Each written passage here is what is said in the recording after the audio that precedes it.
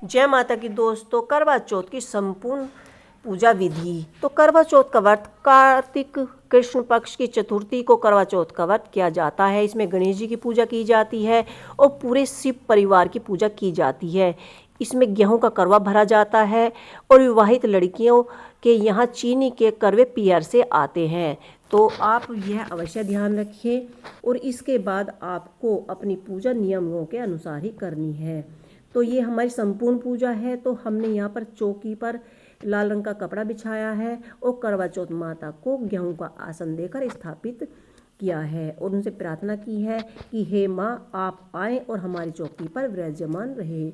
और पूरे शिव परिवार को भी हमने प्रार्थना कर कर अपनी चौकी पर आवागमन करने का न्योता दिया है। तो इस तरह से जिस कलश से आपको चंद्र को अर्घ देना है, उस लोटे को इस तरह से टीका लगाकर आपको पूजा में ही स्थापित करना है। ये जल आपको क्यारी या किसी गमले में नहीं देना है, क्योंकि इस जल से ही हम शाम को चंद्रमा को अर्घ देंगे। इसके बाद आप अपनी पूजा की चौकी को जितना सजाएं वो आपकी इच्छा के ऊपर है। तो हमने यहाँ पर कलश में हल्दी की गांठ और सुपारी डालकर शुद्ध जल से भर दिया है। उसके ऊपर हमने चावल रखे हैं और एक घी का दीपक जलाया है और हमने यहाँ पर कटोरी में थोड़े से गेहूँ और दक्षिणा रखकर भी रख दिए हैं। आप चाहें तो टोकरी में 5 तरह के फल कर सकते हैं, लेकिन अगर आपके पास कम है तो आप इस तरह से भी फल जो भी आपकी श्रद्धा हो पूजा में रख सकते हैं।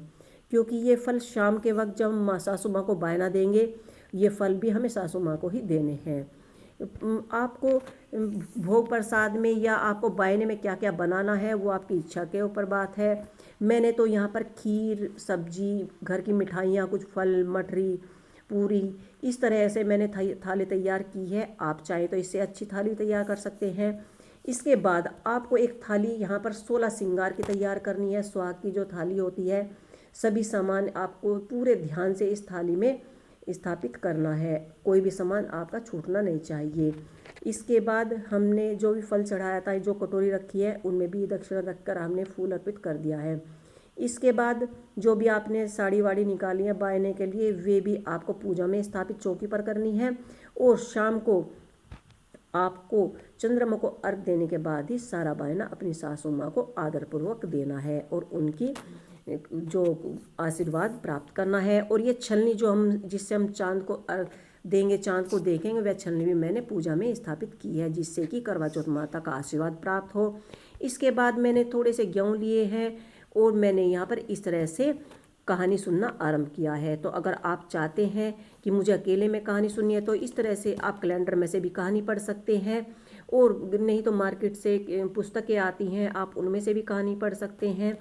आपको पहले पूरी कहानी पढ़नी है। जो भी चावल आपने लिए हैं या जौ लिए हैं, उन्हें आपको अपने पल्लू में बांध कर रखना है या आप किसी रुमाल में बांध कर रख सकते हैं। और शाम को जब आप अर्घ देंगे तभी उन्हें खोला जाता है और अर्घ दिया जाता है। और आप गणेश जी की कथा सुनना ना भूलें, क्योंकि इस करवा चौथ के व्रत में गणेश जी की कथा भी बहुत महत्व मानी जाती है। इसी के साथ आपको हमारा वीडियो